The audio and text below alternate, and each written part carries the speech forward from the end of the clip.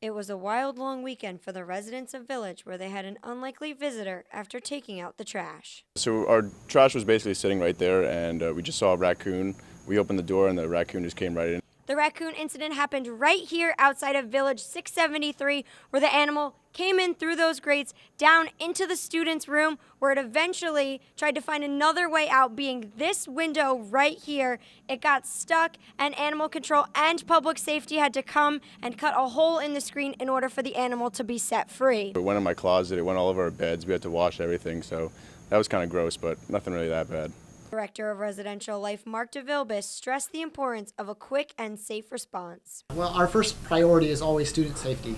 And so we are glad that the gentlemen that were affected by the raccoon that got in at Village last week, they did what we would hope any student would do, which is reach out right away for help. We really didn't know what to do. We called public safety, they called Hamden Police, and we didn't know how to get it out, so there was no animal control on duty actually because it was a holiday, so they just had to cut the screen, and it was kind of crazy, honestly. DeVilbus said there are a few things students can do to avoid a similar situation in the future.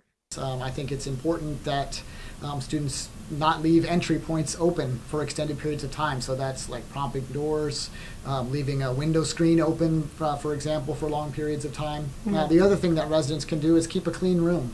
I think animals are attracted to food waste or strong smells, things like that.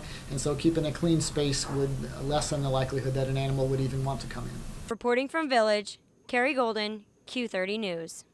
This week, the Quinnipiac Brand Strategies Department issued a new policy on the way in which both students and faculty are allowed to use drones on the campus.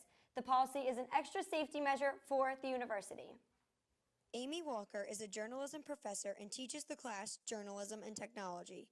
Her class did a drone demo with Professor Kent Golden, and each student took a turn operating the drone. You need to have your hands on the remote control to send the drone up in the air and see what that feels like. So that's been a really big part of what we're trying to do, to expose students to drone storytelling and then to expose them to the actual practice of flying a drone. The Ed McMahon Center on the Quinnipiac campus has 2 drones, and there are 2 staff members that have gotten FAA licenses.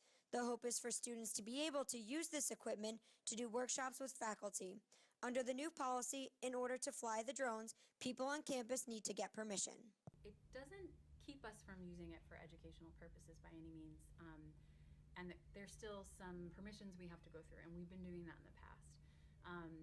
It adds maybe like an additional form we have to fill out, and a question on an insurance certificate, but I don't think it's going to keep us from being able to fly a drone. I actually think it's really smart because, I mean, if you've ever been out and you've seen someone flying a drone randomly in the air, they're a safety concern. They can fall out of the sky, they can hurt you, they aren't supposed to be flown over crowds, and I really think it's important for the university to think about how to keep, drone use in check.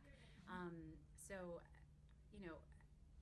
I'm trying to figure out how we can work with the policy. I don't think it's going to keep us from doing anything for educational purposes. Amy Walker, as well as Associate Director of Film and Video for Quinnipiac, Peter Gallay, says the drone policy is in place to ensure privacy on the campus property. Coming up on the Q30 newscast, the big event happening this Saturday may not be as successful as the event staff planned. The Big Event is an annual community service event which takes place in the spring. In this event, students make teams of 8 to go out into the community to help. Some include raking leaves, cleaning windows, or just helping the organization with whatever they need. However, this year, about 1,000 less students signed up than last year, worrying the staff. We think that it might have to do with the fact that Q-thon was so close to the big event. Students don't really necessarily get the whole idea of helping out and lending a helping hand and the feeling you get just from helping someone else rather than doing it for a purpose. For most local organizations, they rely on the big event to help them out.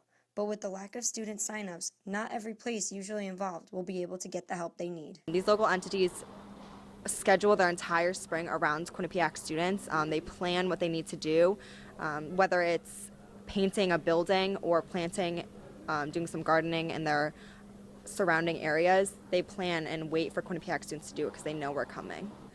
Although there's not as much student interest in the big event this year as it was in years past, event coordinators are still hoping that students will sign up in the days leading up to the big event this Saturday, and local organizations will still get the help that they need. For Q30 News, Kerry Golden.